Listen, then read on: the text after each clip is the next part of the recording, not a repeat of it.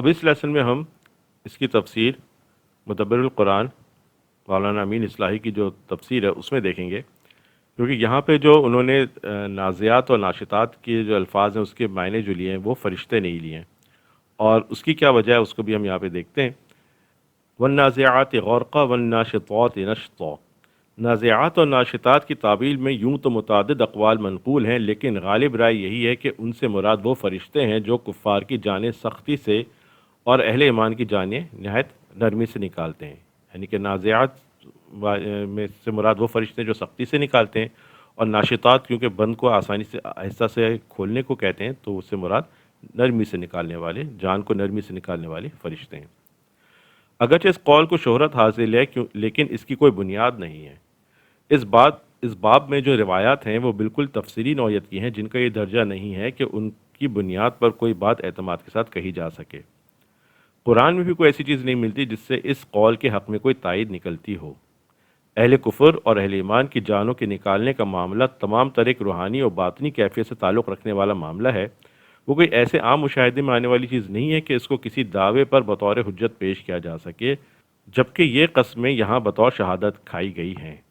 مفسرین کے نزدیک چونکہ ضروری کہ قسم کسی مبارک و مقدس چیز کی ہو، اس وجہ سے انہیں ان الفاظ سے فرشتوں کو مراد لینے کا تکلف کرنا پڑا، لیکن ہم برابر واضح کرتے آ رہے ہیں کہ قرآن میں قسمیں بالعموم کسی دعوے پر بطور شہادت آئی ہیں۔ ان کے اندر نمایاں پہلو دعوے پر دلیل کا ہوتا ہے، اس سے کچھ بحث نہیں ہوتی کہ جس کی قسم کھائی گئی ہے وہ کوئی مقدس چیز ہے یا غیر مقدس۔ ہمارے نزدیک نازعات سے مراد وہ تند و تیز ہوائیں ہیں جو درختوں، مکانوں اور گڑی ہوئی چیزوں کو اپنے زور سے اکھاڑ پھینکتی ہیں۔ اس طرح کی ہواؤں کی صفت کے طور پر زاریات، مرسلات اور عاصفات وغیرہ الفاظ بھی قرآن میں استعمال ہوئے ہیں، اور ان کے ساتھ ذروہ، عرفہ اور اسفہ کے الفاظ بطور تاکید آئے ہیں۔ اسی طرح یہاں لفظ نازعات ان تند ہواؤں کے لیے استعمال ہوا ہے جو درختوں اور مکانوں کو اکھاڑ پھینکتی ہیں، اور اس کے ساتھ لفظ غرقہ معنی کی شدت کے لیے اظہار کے طور پر تاکید ہے۔ قوم عاد پر اللہ تعالیٰ نے باد تند کا جو عذاب مسلط فرمایا، اس کی تصویر سورہ قمر میں یوں کھینچی گئی ہے: ہم نے ان پر ایک طویل نحوست کے زمانے میں باد سرسر مسلط کر دی جو لوگوں کو اس طرح اکھاڑ پھینکتی گویا وہ کھوکھلی کھجوروں کے تنے ہوں۔ یہاں فعل تنزیہ استعمال ہوا ہے، اسی سے اس سورہ میں نازعات بطور صفت استعمال ہوا ہے۔ ناشطات نشط کی جمع کے مادے سے ہے، جس کے معنی کسی کام کو نرمی سے کرنے کے بھی آتے ہیں، اور کسی رسی کو گرا یا کسی جانور کے بندھن کو چرنے چکتے کے چھوڑ دینے کے معنی میں بھی۔ یہاں قرینہ بتا رہا ہے کہ نرم، رواں اور آہستہ خرام ہواؤں کے لیے آیا ہے، جس طرح سورہ ذریات میں فالجاریات یسرا کے الفاظ آئے ہیں۔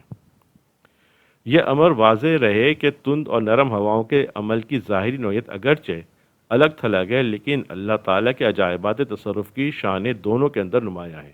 سورہ ذاریات میں سیاق کلام اور ہے، اسی وجہ سے ہوا کی نرم روی کا ذکر بارش کے مقدمے کے طور پر آیا ہے۔ یہاں اس کا ذکر مستقلاً ہوا ہے، اس وجہ سے یہ رحمت اور نعمت دونوں کا محتمل ہے۔ رحمت کے لیے اس کا محتمل ہونا یعنی کہ اس کا امکان ہونا تو بالکل واضح ہے کہ ہوا کی مروحہ جنبانی یعنی کہ ہوا کا چلنا ہی زندگی اور راحت و نشاط کا ذریعہ ہے، لیکن اس کا رحمت یا نعمت بننا کلیتاً اللہ تعالیٰ ہی کے اختیار میں ہے۔ وہ چاہتا ہے تو بعض اوقات اس کی نرم روی کو بھی عذاب بنا دیتا ہے، چنانچہ آگے حضرت موسیٰ علیہ السلام اور فرعون کی سرگزشت بیان ہوئی ہے، جس سے اس حقیقت کی تصدیق ہوتی ہے۔ حضرت موسیٰ علیہ السلام اور بنی اسرائیل کو اللہ تعالیٰ نے پوری تند پوروی ہوا کے تصرف سے نجات دی، اور اسی ہوا کے سکون کو فرعون اور اس کی فوجوں کی تباہی کا ذریعہ بنا دیا۔ سابحات سبح سے ہے، جس کے معنی تیرنے کے بھی آتے ہیں۔ قرینہ اشارہ کر رہا ہے کہ یہاں بادلوں کی صفت کے طور پر آیا ہے۔ اول تو ہواؤں اور بادلوں کا تعلق ہے ہی کچھ لازم و ملزوم سی چیز، لیکن ایک واضح قرینہ یہاں یہ ہے کہ اس کے بعد اس کی دو صفتیں جو مذکور ہوئی ہیں وہ فے کے ساتھ مذکور ہیں، جو عربیت کے قاعدے سے اس بات کی دلیل ہے کہ صفتیں سابحات ہی کی ہیں، اور ان میں باہم دیگر ترتیب بھی ہے۔ یہاں غور کیجئے تو معلوم ہوگا کہ فالسابقات سبقا فالمدبرات امرا کے الفاظ میں بدنہ تغیر الفاظ یعنی کہ تھوڑے الفاظ کی تبدیلی کے ساتھ وہی بات فرمائی گئی ہے جو سورہ ذاریات میں ہے، فالجاریات یسرا فالمقسمات امرا، اور سورہ مرسلات میں فالفارقات فرقا فالملقیات ذکرا۔ کے لفظوں میں فرمائی گئی ہے۔ مذکورہ صورتوں کی تفسیر میں وضاحت ہو چکی ہے کہ بادلوں سے لدی ہوئی ان ہواؤں کی صفت ہے جو اللہ تعالیٰ کے حکم کے مطابق اس سرزمین کی طرف چلتی ہیں جس کے لیے حکم ہوتا ہے، اور پھر وہاں وہ امر الہی کی تقسیم کرتی ہیں، یعنی جن کے لیے حکم ہوتا ہے اس کی تعمیل کرتی ہیں۔ کسی علاقے پر وہ رحمت بن کر برستی ہیں اور کسی کے لیے عذاب بن جاتی ہیں، کسی جگہ جل تھل کر دیتی ہیں اور کسی جگہ کو خشک اور تشنا چھوڑ جاتی ہیں۔ گویا جو بات سورہ زاریات میں فالمقسمات امرا کے الفاظ سے فرمائی گئی ہے، وہی بات یہاں فالمدبرات امرا کے الفاظ میں ارشاد ہوئی ہے۔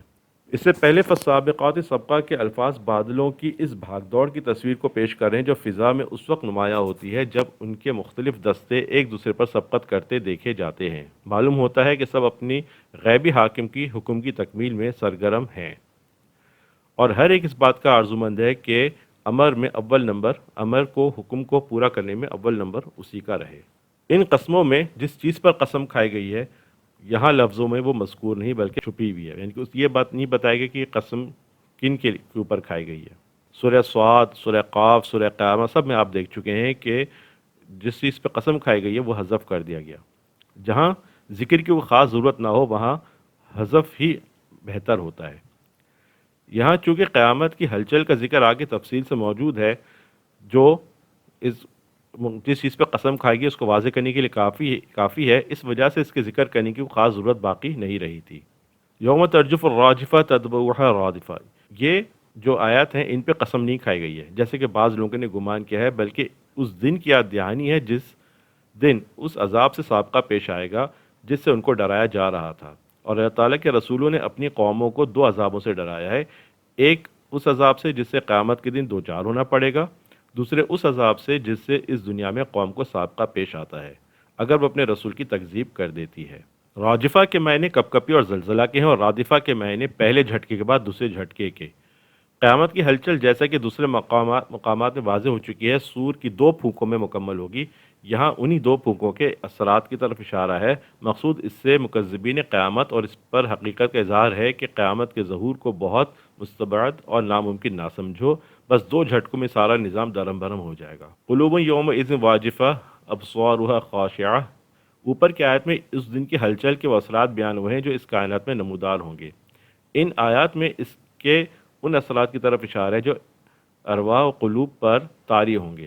فرمایا کہ اس دن کتنے دل ہوں گے جو دھڑک رہے ہوں گے اور ان کی نگاہیں سراسیمگی کے سبب سے جھکی ہوئی ہوں گی۔ یہ لوگوں کا حال بیان ہو رہا ہے جو اس دن سے بے پرواہ رہے، اور جب انہیں اسے ڈرایا جاتا تو نہایت ڈھٹائی سے اس کا مذاق اڑاتے رہے۔ وہ لوگ جو اس دنیا میں اس عذاب کو دیکھے بغیر اسے ڈرتے رہے، جیسا کہ قرآن کے دوسرے مقامات میں تصریح ہے، اس دن کی گھبراہٹ سے بالکل محفوظ ہوں گے۔ ابصارها میں ضمیر کا مرجع قلوب ہے۔ آدمی کے اندر دل ہی وہ چیز ہے جس سے اس کی شخصیت عبارت ہے، جس کی کیفیت کی ترجمانی اس کے بدن کا رواں رواں کرتا ہے۔ خاص طور پر اس کی آنکھ تو وہ چیز ہے جس کے آئینے میں اس کے دل کی مخفی سے مخفی کیفیت بھی جھلکتی ہے۔ دل کے ساتھ آنکھوں کے اس تعلق کے سبب ان کی اضافت دل کی طرف کر دی گئی ہے۔ حافرہ کے اصل معنی نقش قدم کے، لیکن محاورے میں اگر کہیں تو اس کے معنی ہوں گے کہ فلاں شخص جس حال میں تھا اس سے نکل کر پھر الٹے پاؤں اسی میں واپس آ گیا۔ یعنی جب انہیں ڈرایا جاتا ہے کہ مرنے کے بعد حساب کتاب کے لیے زندہ کیے جاؤ گے تو وہ اس کا مذاق اڑاتے اور ایک دوسرے سے بنداز استہزاء پوچھتے، کیوں جی، کیا مر جانے اور بوسیدہ ہڈیاں ہو جانے کے بعد پھر ہم زندگی کی حالت میں لوٹائے جائیں گے؟ فَإِذَا كُنَّا عِظَامًا نَخِرَةً میں استفہام کا اعادہ ان کی افزونی حیرت کو ظاہر کرتا ہے کہ اول تو مرنے کے بعد اثر نو زندہ کیے جانے کا تصور ہی عجیب ہے، لیکن اس سے بھی عجیب تر ماجرا یہ ہے کہ جب ہڈیاں بھی بوسیدہ ہو کر خاک میں مل جائیں گی تب لوگ زندہ کیے جائیں گے۔ مطلب یہ ہے کہ بھلا ایسی بعید از عقل و قیاس کی بات کو کون مان سکتا ہے؟ قالوا تلک اذا کرۃ خاسرہ، یعنی مذاق اڑانے کے بعد ذرا سنجیدہ موڈ بنا کر یہ بھی کہتے ہیں کہ اگر یہ بات جو یہ ملا کہتے ہیں سچ نکلی تب بھی یہ بڑی نامرادی ہے اور بڑے ہی خسارے کا لوٹنا ہوگا۔ اگرچہ بات سنجیدہ موڈ بنا کر کہتے وہ مذاقی کے طور پر، لیکن یہ ان کے باطن کی غمازی کرتی ہے کہ قیامت کی تکذیب پر ان کا دل مطمئن نہیں تھا۔ وہ اس کے دلائل کے وزن کو محسوس کرتے اور اس کے انکار کے عواقب سے ڈرتے، لیکن زندگی کی لذتوں کو طلاق دے کر ان کی طبیعت ادھر آنے پر آمادہ نہیں ہوتی تھی۔ اسی وجہ سے اس خطرے کو ہنسی میں ٹالنے کی کوشش کرتے اور کہتے قیامت ہوئی تو ہے، تو یہ تو بہت بڑا خطرہ، لیکن جب وہ وقت آئے گا تو دیکھا جائے گا۔ ابھی سے اس کی فکر کرنے میں اپنے اوپر نیندیں حرام کیوں کی جائیں؟ یہ امر یہاں واضح رہے کہ بے فکروں کا اصل فلسفہ یہی ہے جس پر وہ زندگی گزارتے ہیں۔ حالانکہ آخرت کا گمان اگر کسی درجے میں بھی ہے تو پھر دانشمندی کا تقاضا یہی ہے کہ آدمی اس کو پیش نظر رکھ کر ہی زندگی گزارے۔ ساحرہ ہموار زمین اور کھلے میدان کو کہتے ہیں، یہاں اس سے مراد میدان حشر ہے۔ ایک ڈانٹ سے اشارہ یہاں سور کی دوسرے نفخہ کی طرف ہے۔ اس کی وضاحت سورہ زمر میں یوں آئی ہے کہ پھر اس میں سور دوبارہ پھونک ماری جائے گی تو وہ دفعتاً اٹھ کر تاکنے لگیں گے۔ اب ہم کچھ تفصیل نازعات کی دعوت القرآن تفسیر میں دیکھتے ہیں، جو کہ شمس پیر زادہ صاحب کی ہے، اور اس میں دیکھتے ہیں کہ انہوں نے جو ہے وہ نازعات کی کیا ایکسپلینیشن دی ہے۔ سب سے پہلے تو وہ یہ دلیل دیتے ہیں کہ دیکھیں یہاں پہ جو قسم کھائی گئی ہے، یہ چونکہ یعنی یہ دلیل ان کی تو نہیں ہے، لیکن میں ایک دوسری جگہ اس کو نعمان علی خان صاحب کی یہ آرگیومنٹ تھا ان کی ویڈیو میں، کہ یہ جو قسمیں کھائی گئی تھیں یہ کفار کے سامنے کھائی گئی تھیں، یعنی کہ اس وقت جب یہ سورہ نازعات جو بالکل شروع کی صورتوں میں سے ایک ہے، اور اس وقت فرشتوں سے یا ان کے جو معاملات سے وہ اتنے زیادہ جو ہے مشرکین مکہ واقف نہیں تھے، تو ان کے سامنے فرشتوں کی قسمیں کھانا کو ان کے لیے بہت زیادہ اٹریکٹیو نہیں ہو سکتا تھا۔ اس کے برخلاف اگر ان کے سامنے ایسی چیزوں کی قسم کھائی جاتی جس کو وہ جانتے تھے تو وہ زیادہ افیکٹو ہوتا۔ اسی پوائنٹ کو یہاں پر شمس پیر زادہ صاحب نے بھی الیبوریٹ کیا ہے، تو وہ کہتے ہیں کہ here the purpose is to proffer an argument in favor of the belief of reviving man, which can be best be done by using the image of a thing which can be felt by our senses and not a thing which cannot be perceived or felt as angels cannot be perceived۔ یعنی وہ کہتے ہیں کہ ایسی چیز کی قسم کھائی جانی چاہیے تھی جس کو انسان اپنے حواس خمسہ سے محسوس کر سکے، جان سکے، جو اس کے علم میں ہو، اور فرشتوں کی قسم کھانے کا اس وقت کفار مشرکین کے لیے کوئی اتنا فائدہ مند نہیں تھا، کیونکہ وہ فرشتوں سے اس طرح سے واقف نہیں تھے۔ لیکن یہ بات اس کانٹرری ہے جو کہ تفہیم القرآن میں ہم نے دیکھی تھی، کہ جس میں مولانا مودودی یہ کہتے ہیں کہ جو کفار مشرکین مکہ تھے وہ فرشتوں کے وجود سے واقف تھے اور اس کو سمجھتے تھے۔ دوسرے وہ کہتے ہیں کہ اس میں جو خواص بتائے گئے ہیں کہ وہ کھینچتی ہیں اور چلتی ہیں اور نرم ہیں، یہ سارے جو ہیں ناشطات کی، نازعات کی، سابحات کی، یہ تمام جو ایٹریبیوٹس ہیں، خواص ہیں، یہ زیادہ جو ہے وہ ہوا کے لیے زیادہ اپروپریٹ ہیں بنسبت فرشتوں کے یا ستاروں کے، اور یہ بات کسی حد تک مولانا امین اصلاحی نے اپنی کتاب تفسیر مدبر القرآن میں بھی کہی ہے۔ پھر تیسری بات جو انہوں نے کہی ہے کم و بیش وہی ہے جو ہم نے مدبر القرآن میں امین اصلاحی صاحب کی تفسیر میں دیکھی تھی، کہ نازع جو ہے وہ ایک خاص قسم کی ہوا کے لیے۔ پھر انہوں نے بھی وہی ایکسپلینیشن دی ہے جو امین اصلاحی صاحب کی اس میں تھی، کہ یہ جو نازعات کی جو ٹرم ہے یہ قرآن میں دوسری جگہوں پہ بھی استعمال ہوئی ہے، جیسے کہ زاریات اور مرسلات وغیرہ، تو یہ اور وہی اسی دلیل کو یہاں پہ انہوں نے بھی پیش کیا ہے۔ البتہ ایک جو نئی دلیل اس میں ہے وہ یہ ہے کہ جو جیسے ہم نے جا کر آپ کو یاد ہو جب ہم نے اس کا ترجمہ دیکھا تھا سورہ نازعات کا، تو ہم نے دیکھا تھا نازعات، ناشطات، یہ تمام الفاظ جو مؤنث ہیں، تو وہ کہتے ہیں کہ یہ تمام جو خواص ہیں، ایٹریبیوٹس ہیں، یہ فیمنن جینڈر ہیں، یعنی کہ الفاظ ان کے فیمنن ہیں، اور ہوا کو عربی میں بھی فیمنن جینڈر کہا جاتا ہے، جبکہ جو فرشتے ہیں وہ فیمنن جینڈر نہیں ہیں، اور فیمنن جینڈر کے لیے ان کے لیے فیمنن جینڈر استعمال بھی نہیں ہوتا۔ السابحات is the attribute of the horses. Here the winds are shown as horses on account of their fast running, as if the clouds are riding on the shoulders of the winds and speeding towards their destination۔ وہ کہتے ہیں سابحات سے مراد یہاں پر gliding gently ہے، جو کہ بنیادی طور پر ایک گھوڑے کی خاصیت ہوتی ہے، اور یہاں پر وہ خاصیت جو ہے وہ ہوا کے لیے استعمال کی گئی ہے، اور یہ جو ٹرم ہے گھوڑ کا تیرنا، گلائڈنگ جینٹلی، اس کو ہوا کے لیے استعمال کیا گیا ہے۔ کیونکہ جو بادل ہیں وہ ہوا کے دوش پہ چل رہے ہوتے ہیں، دوڑ رہے ہوتے ہیں، اور وہ اس طرح سے تیر رہے ہیں تیزی کے ساتھ، جیسا کہ ہوا ان کو تیزی کے ساتھ لے کے جا رہی ہوتی ہے، اور وہ ایسا محسوس ہوتا ہے بادل جیسے ہوا میں تیزی کے ساتھ تیرتے ہوئے جا رہے ہوں۔ ساتھ ہی ایک دلیل یہ بھی دی جاتی ہے کہ یہ جو قرآن میں جو ملائکہ ہیں ان کے لیے جو جینڈر یوز کیا گیا ہے وہ میسکولن ہے، جیسے منزلین، مصومین، مغضفین، یعنی کہ سارے پلورلز جو ہیں وہ یہاں پر قرآن میں ملائکہ کے لیے، فرشتوں کے لیے یوز کیے گئے ہیں، وہ میسکولن ہیں۔ اب سوال یہ ہے کہ جب باقی پورے قرآن میں میسکولن یوز کیا گیا ہے تو یہاں پر وہ فیمنن فرشتوں کے لیے کیوں یوز کیا گیا ہے؟ اس میں ایک ایکسیپشن ہے، جیسے ملائکہ، ملائکہ جو ہے یہ خود بھی جو ہے وہ فیمنن پلورل ہے، تو اس کی وجہ وہ یہ کہتے ہیں کہ عربی میں اس کو ہم کہتے ہیں بروکن پلورلز، یعنی کہ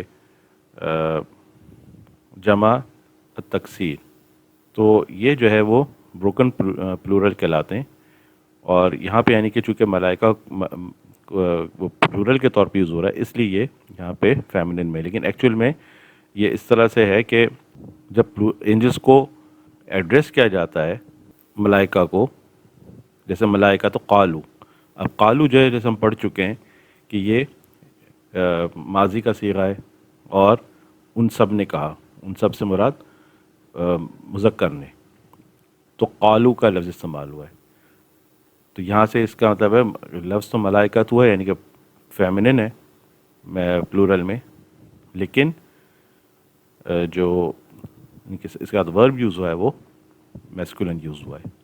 اور ایک اور اس کے اوپر یہ بھی اعتراض ہے کہ یہاں پر یہ کہا گیا ہے کہ ملائکہ جو ہے روحیں نکالتے ہیں، اور غرقہ سے مراد یہ ہے کہ وہ ڈیپ جا کے جو ہے وہ نکالتے ہیں، جیسے کہ ہم نے تفسیر میں آگے دیکھیں گے ابن کثیر میں اور قرطبی میں کہ وہ کفار مشرکین کے ناخنوں سے اور بالوں سے روحیں کھینچ کے نکالتے ہیں۔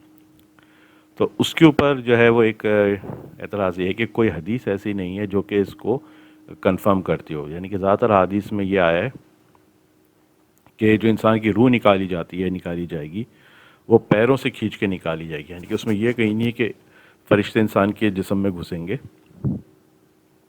بلکہ فرشتے روح کو پیروں کی طرف سے کھینچتے ہوئے نکالیں گے۔ اور جیسے پھر ایک بات پہلی میں نے کہی تھی، یہاں پر بھی دوبارہ لکھی ہوئی ہے کہ یہ ساری باتیں جو ہیں وہ ایک مسلمان کی سمجھنے میں تو آ سکتی تھیں یا سمجھ سکتا تھا، لیکن یہ چونکہ بالکل ہی اول دور کی صورتوں میں سے ایک صورت ہے، سورہ نازعات، اور اس وقت جو مشرکین مکہ تھے وہ نہ فرشتوں سے اور نہ ان تمام روح کے نکلنے کے طریقے سے ان چیزوں سے واقف تھے، تو ان کے لیے یہ اگر اس میں اینجلز کا ذکر ہوتا تو وہ اس میں ان کے لیے کوئی اتنا اسٹرانگ میسج نہیں ہوتا، ان کے لیے اس میں سمجھنے کی بات نہ ہوتی، جبکہ اگر اسی کو ہم قیاس کریں فرشتوں کی بجائے ہواؤں پہ، تو اس میں ان کے لیے یہ میسج ہے، جیسا کہ ہم نے مولانا امین اصلاحی کی تفسیر میں بھی دیکھا اور یہاں پر بھی، کہ بھئی دیکھو تم جس طرح سے ہواؤں کے مختلف رویے ہوتے ہیں تو ان کو اللہ تعالیٰ کنٹرول کرتا ہے، کہیں پہ تیز ہے، کہیں پہ نرم ہے، اور اس کے ذریعے پھر اللہ تعالیٰ بادلوں کو چلاتے ہیں، پھر اس سے جو ہے بارشیں برساتے ہیں، پھر اس سے جو ہے اناج اگاتے ہیں، تو اسی طرح سے انسان کو پھر جو ہے ان کو یہ تنبیہ کی گئی ہے کہ تمام تغیرات جو ہیں اور یہ تمام معاملات جو چلا رہے ہیں وہ ایک رب ہے، اور اسی طرح سے پھر آگے اس میں تمہید باندھی گئی ہے اس کے ذریعے جو آگے پھر قیامت کے واقعات ہیں ان کے لیے۔ تو یہ بہرحال ایک دوسرا اوپینین ہے۔ اب ہم اس میں تفسیر ابن کثیر میں دیکھتے ہیں، اس سے مراد فرشتے ہیں، یعنی کہ نازعات سے مراد فرشتے ہیں جو بعض لوگوں کی روحوں کو سختی سے گھسیٹتے ہیں اور بعض کی روحوں کو بہت آسانی سے نکالتے ہیں، نہ کہ ناشطات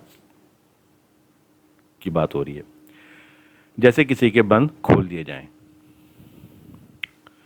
کفار کی روحیں کھینچی جاتی ہیں، پھر بند کھول دیے جاتے ہیں اور جہنم میں ڈبو دیے جاتے ہیں، ذکر موت کے وقت کا ہے۔ بعض کہتے ہیں والنازعات غرقہ سے مراد موت ہے، بعض کہتے ہیں کہ دونوں پہلی آیتوں سے مطلب ستارے ہیں، بعض کہتے ہیں مراد سخت لڑائی کرنے والے ہیں، لیکن صحیح بات پہلی ہے، یعنی روح نکالنے والے فرشتے۔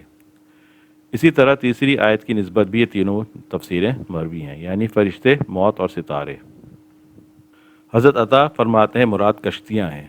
اسی طرح سبقت کی تفسیر میں بھی تینوں قول ہیں۔ عطا فرماتے ہیں مجاہدین کے گھوڑے مراد ہیں۔ پھر حکم الہی کی تعمیل تدبیر سے کرنے والے، اس سے بھی مراد فرشتے ہیں۔ حضرت علی رضی اللہ عنہ کا قول ہے آسمان سے زمین کی طرف اللہ عز و جل کے حکم سے تدبیر کرتے ہیں۔ امام ابن جریر نے ان اقوال میں سے کوئی فیصلہ نہیں کیا۔ کانپنے والی کی کانپنے اور اس کے پیچھے آنے والوں کی پیچھے آنے سے مراد دونوں نفخے ہیں، یعنی کہ دونوں دفعہ جو سور پھونکا جائے گا، ایک دفعہ جس سے کہ سب کچھ ختم ہو جائے گا، پھر دوبارہ انسان کو دوسرے سور جب اس کو پھونکنے کے بعد انسان کو اٹھایا جائے گا۔ مسند احمد کی حدیث میں ہے کہ رسول اللہ صلی اللہ علیہ وسلم فرماتے ہیں کانپنے والی آئے گی اور اس کے پیچھے ہی پیچھے آنے والی ہوگی، یعنی موت اپنے ساتھ کی کل آفتوں کو لیے ہوئے آئے گی۔ ایک شخص نے کہا حضور اگر میں اپنے وظیفے کا کل وقت آپ صلی اللہ علیہ وسلم پہ درود پڑھنے میں گزاروں تو؟ آپ صلی اللہ علیہ وسلم نے فرمایا پھر اللہ تعالیٰ تجھے دنیا اور آخرت کے تمام غم و رن سے بچا لے گا۔ ترمذی میں ہے کہ 2 تہائی رات گزرنے کے بعد رسول اللہ صلی اللہ علیہ وسلم کھڑے ہوتے اور فرماتے کہ اے لوگو اللہ کو یاد کرو، کپ کپانے والی آ رہی ہے، پھر اس کے پیچھے ہی اور آ رہی ہے۔ موت اپنے ساتھ کی تمام آفتوں کو لیے ہوئے چلی آ رہی ہے۔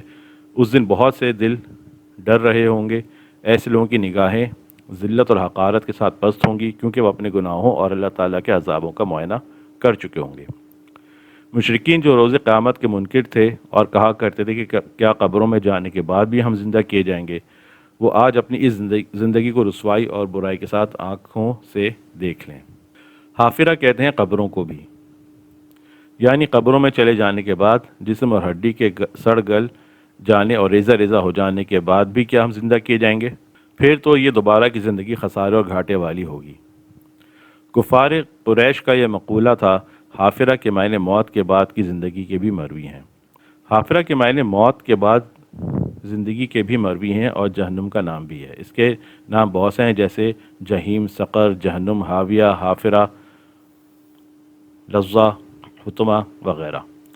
اب اللہ تعالیٰ فرماتا ہے کہ جس چیز کو یہ بڑی بھاری اور انہونی اور ناممکن سمجھے ہوئے ہیں وہ ہماری قدرت کاملہ کے تحت ایک ادنا سی بات ہے۔ ادھر ایک آواز دی، ادھر سب زندہ ہو کر ایک میدان میں جمع ہو گئے۔ یعنی اللہ تعالیٰ حضرت اسرافیل علیہ السلام کو حکم دے گا، وہ سور پھونک دیں گے، بس ان کے سور پھونکتے ہی تمام اگلی پچھلے جی اٹھیں گے اور اللہ کے سامنے ایک ہی میدان میں کھڑے ہو جائیں گے۔ جیسے اور جگہ ہے جس دن وہ تمہیں پکارے گا اور تم اس کی تعریف کرتے ہوئے اسے جواب دو گے اور جان لو گے بہت ہی کم ٹھہرے۔ ساحرہ روئے زمین کو کہتے ہیں اور سیدھے صاف میدان کو بھی کہتے ہیں۔ سوری رحمۃ اللہ کہتے ہیں کہ مراد اس سے شام کی زمین ہے، اور عثمان بن ابو العالیہ کا قول ہے کہ مراد بیت المقدس کی زمین ہے۔ وہب کہتے ہیں کہ یہ بیت المقدس کی طرف ایک پہاڑ ہے۔ قتادہ کہتے ہیں کہ جہنم کو بھی ساحرہ کہتے ہیں، لیکن یہ اقوال سب کے سب غریب ہیں۔ ٹھیک قول پہلا ہے، یعنی روئے زمین۔ سب لوگ زمین پر جمع ہو جائیں گے، جو سفید ہوگی اور بالکل صاف اور خالی ہوگی جیسے میدے کی روٹی ہوتی ہے۔ حضرت موسیٰ علیہ السلام کا واقعہ۔ اللہ تعالیٰ اپنے رسول حضرت محمد مصطفیٰ صلی اللہ علیہ وسلم کو خبر دیتا ہے کہ اس نے اپنے بندے اور اپنے رسول حضرت موسیٰ علیہ السلام کو فرعون کی طرف بھیجا اور معجزات سے ان کی تائید و امداد کی، لیکن باوجود اس کے فرعون اپنی سرکشی اور کفر سے باز نہ آیا۔ بالآخر اللہ تعالیٰ کا عذاب اترا اور وہ برباد ہو گیا۔ اسی طرح اے پیغمبر آخر زمان آپ صلی اللہ علیہ وسلم کے مخالفین کا بھی حشر ہوگا۔ اسی لیے اس واقعے کے خاتمے پر فرمایا ڈرنے والوں کے لیے اس میں عبرت ہے۔ پس فرماتا ہے کہ تجھے خبر بھی ہے، موسیٰ علیہ السلام کو اس کے رب تعالیٰ نے آواز دی جبکہ وہ ایک مقدس میدان میں تھے جس کا نام طوا ہے۔ حضرت موسیٰ علیہ السلام فرعون کے پاس پہنچے، فرمان الہی پہنچایا، حجت پوری کی، دلائل بیان کیے، یہاں تک کہ اپنی سچائی کے ثبوت میں معجزات بھی دکھائے، لیکن وہ برابر حق کی تکذیب کرتا رہا اور حضرت موسیٰ علیہ السلام کی باتوں کی نافرمانی پر جمع رہا۔ چونکہ دل میں کفر جاگزیں ہو چکا تھا، اسے طبیعت نہ ہٹی اور باوجود حق واضح ہو جانے کے ایمان و تسلیم نصیب نہ ہوئی۔ فرعون جادون کو جمع کر کے ان کے ہاتھوں حضرت موسیٰ علیہ السلام کو نیچا دکھانا چاہا، اپنی قوم کو جمع کیا اور اس میں منادی کی کہ تم سب کا بلند و بالا رب میں ہی ہوں۔ اس سے 40 سال پہلے وہ کہہ چکا تھا، یعنی میں نہیں جانتا کہ تمہارے معبود میرے سوا کوئی اور بھی ہو۔ اب تو اس کی طغیانی حد سے بڑھ گئی اور صاف کہہ دیا کہ میں ہی رب ہوں، بلندیوں والا اور سب پر غالب ہوں۔ اللہ تعالیٰ فرماتا ہے کہ ہم نے بھی اس سے وہ انتقام لیا جو اس جیسے تمام سرکشوں کے لیے ہمیشہ ہمیشہ سبب عبرت بن جائے۔ دنیا میں بھی اور آخرت کے بدترین عذاب بھی تو ابھی باقی ہیں، یعنی ہم نے انہیں جہنم کی طرف بلانے والا پیشرو بنایا، قیامت کے دن یہ مدد نہ دیے جائیں گے۔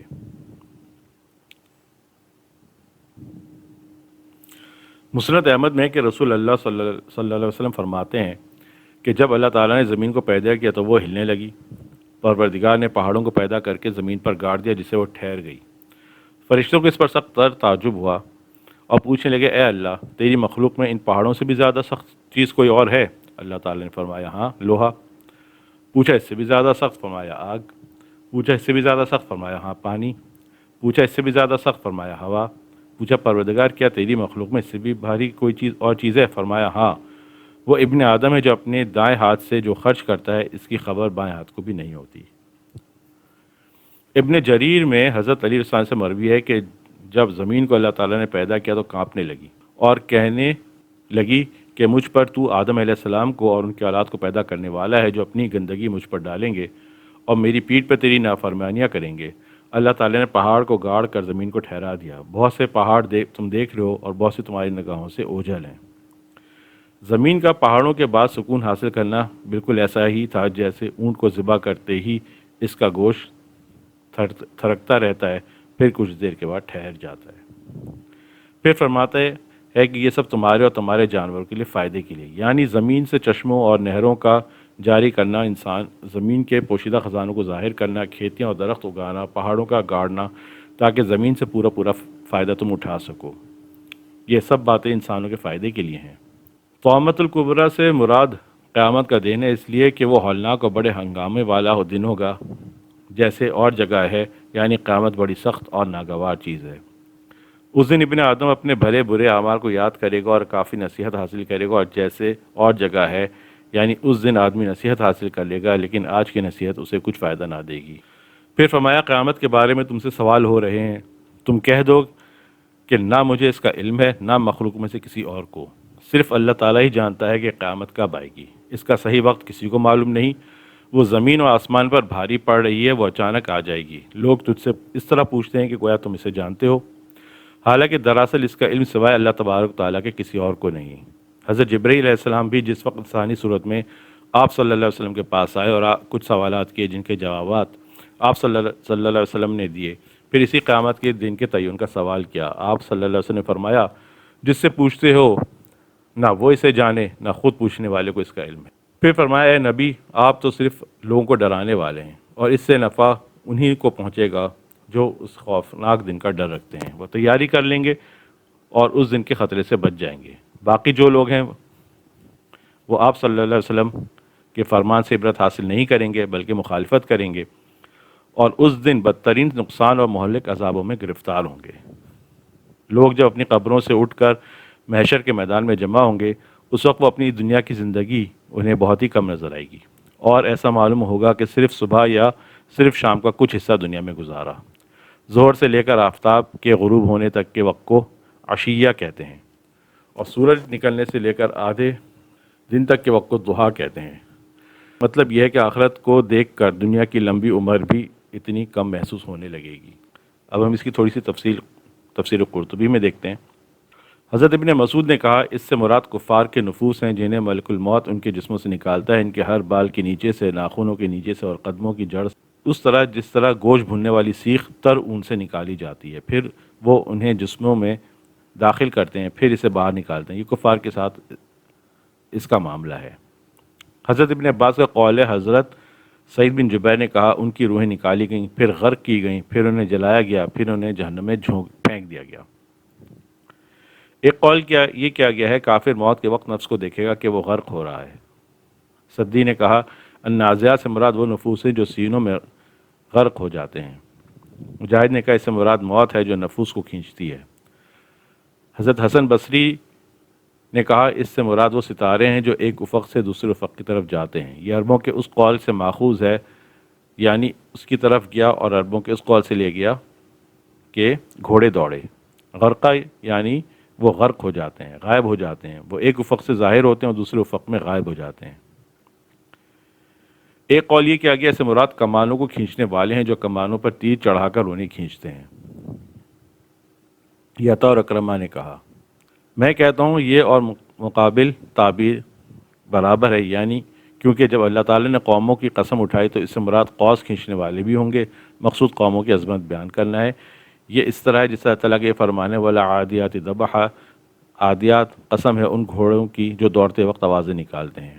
والناشطات نشطا، حضرت ابن عباس نے کہا اس سے مراد وہ فرشتے ہیں جو مومن کے نفس کو نکالتے ہیں جس طرح اونٹ کے اگلے پاؤں سے ڈھنگا کھولا جاتا ہے۔ حضرت ابن عباس سے مروی ہے اس سے مراد موت کے وقت مومنوں کے نفوس ہیں وہ تیزی سے نکلتے ہیں، اس کی وجہ سے یہ ہے کہ جب بھی کسی مومن پر موت کا وقت آتا ہے تو اس پر جنت پیش کی جاتی ہے، تو اللہ تعالیٰ نے اس کے لیے جو کچھ تیار کیا ہوتا ہے یعنی بیوی اور حوریں، تو ان سب کو دیکھ لیتا ہے، وہ اسے اپنی طرف دعوت دیتے ہیں اور ان کی طرف تیزی سے نکلتا ہے، ان کے پاس پہنچ جاتا ہے۔ بہرحال تو اس میں تفسیر قرطبی میں نازعات اور ناشطات کے متعلق کئی سارے اقوال ہیں کہ یہ گھوڑے بھی ہیں، تانت بھی ہیں، اور گھوڑوں اونٹوں کی رسیاں ہیں، اور ستارے ہیں۔ سابحات، اس سے مراد وہ فرشتے ہیں جو مومنوں کی روحوں کو قبض کرتے ہیں، جس طرح ایک آدمی پانی میں تیرتا ہے، کبھی وہ نیچے چلے جاتے ہیں اور کبھی وہ اوپر اڑاتے ہیں، وہ اسے نرمی سے نکالتے ہیں پھر اسے چھوڑ دیتے ہیں تاکہ وہ آرام کر لیں۔ مجاہد اور ابو صالح نے کہا اس سے مراد وہ فرشتے ہیں جو اللہ کے حکم سے آسمان سے جلدی آتے ہیں جس طرح تیز رفتار گھوڑے۔